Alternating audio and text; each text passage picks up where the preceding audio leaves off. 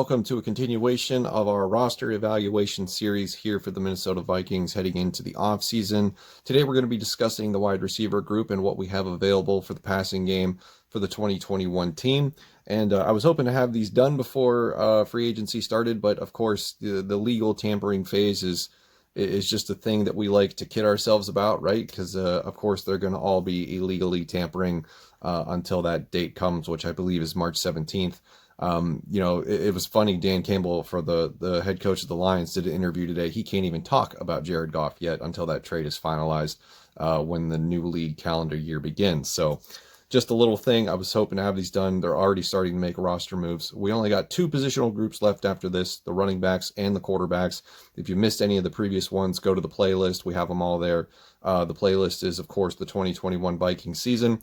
Check those out. And then after, of course, you finish this one. So today we're talking about wide receivers, Adam Thielen, Justin Jefferson. They're the headliners of this group. And I think we're making the mistake of not really being concerned with this group. We should be, because it lacks serious depth. And what you're currently looking at on the screen are the current wide receivers that we have under contract.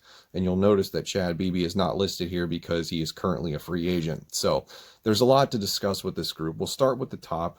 At the top, of course, we have Adam Thielen, we have Justin Jefferson, two of the best wide receivers in the NFL. Justin Jefferson was everything that we could have hoped for last year, really hit pay dirt on that first-round pick. It was one of those situations where a trade actually works out for both teams, right? Everybody's happy. Stephon Diggs is happy. The Buffalo Bills get what they wanted. We get their first-round pick in return, which turns into Justin Jefferson, so it's almost like we didn't lose Stephon Diggs. We get Justin Jefferson, who is just as good of a player on a much cheaper contract for the next few years. Plus, he's young. We'll be able to develop him into the next superstar of the NFL at his position. He also had, we were very fortunate to get a Rookie of the Year type of season.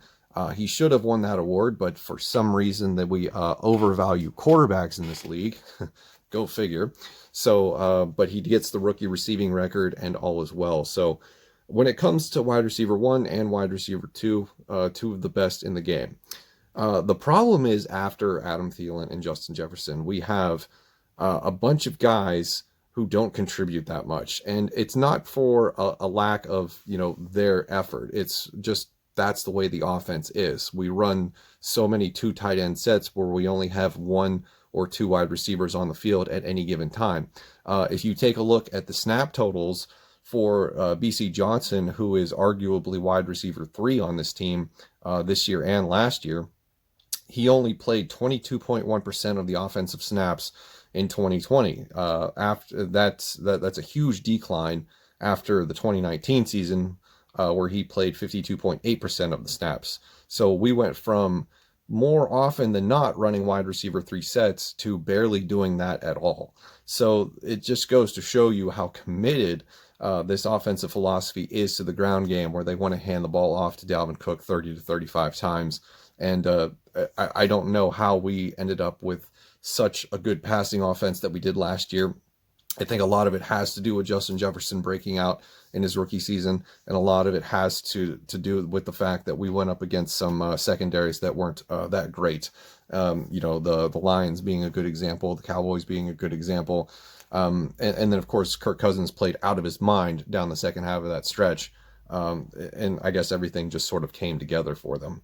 So BC Johnson at 24 years old is the de facto wide receiver 3 in this group, and that is cause for concern, because I think you need to upgrade that.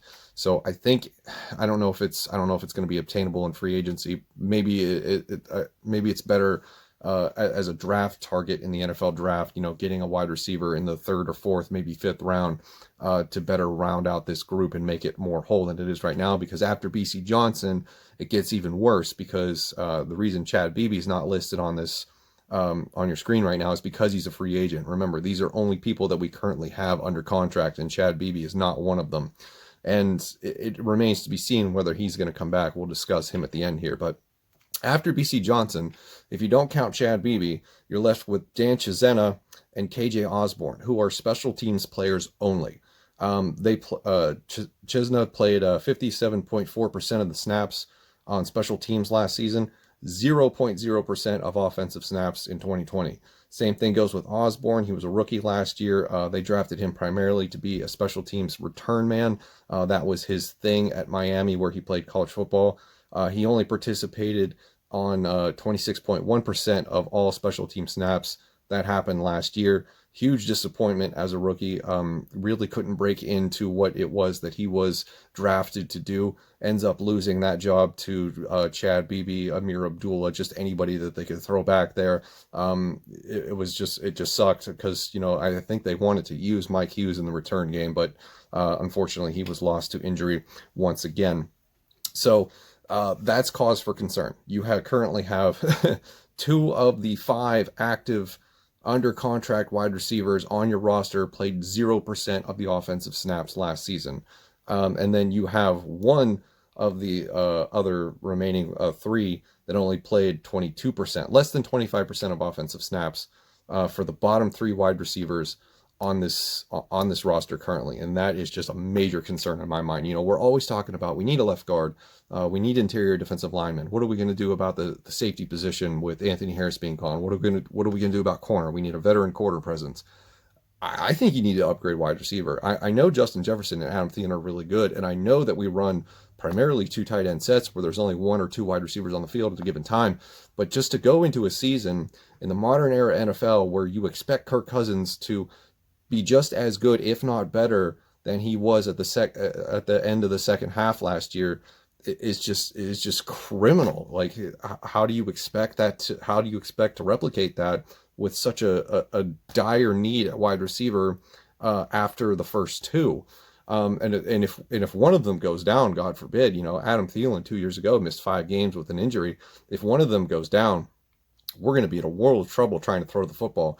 And it concerns me greatly, because if we're going to be in a situation where we find ourselves chasing points later in the game, who's he going to throw to? Like, I understand Irv Smith is an option. I understand Conklin showed himself to be somewhat competent in the passing game at the end of last season. Those still, like, Conklin is still not a reliable target, right? Conklin is somebody that you're going to scheme plays open for. You're not going to throw at him in contested situations. At least I don't think. Maybe I'm wrong, but I just wouldn't be doing that. Irv Smith is, he's not like a Kyle Pitts type of, positionless player / wide receiver. I don't think he's there yet. I would hope that he breaks out in year 3. Maybe that's what they're thinking, but I just think we got to upgrade this wide receiver 3 position. We got to get some depth. You look at the Tampa Bay Buccaneers that won the Super Bowl just now, just this year with Chris Godwin, Mike Evans, Tyler Johnson that they drafted, I believe, in the 5th round from Minnesota. They bring in a veteran like Antonio Brown on a small deal to get more depth. Antonio Brown was freaking wide receiver 4 on the Tampa Bay Buccaneers for the Super Bowl. Now that's just crazy to me. So that's what we're looking at. We're looking at 2 of the best NFL wide receivers in the league, in Adam Thielen and Justin Jefferson.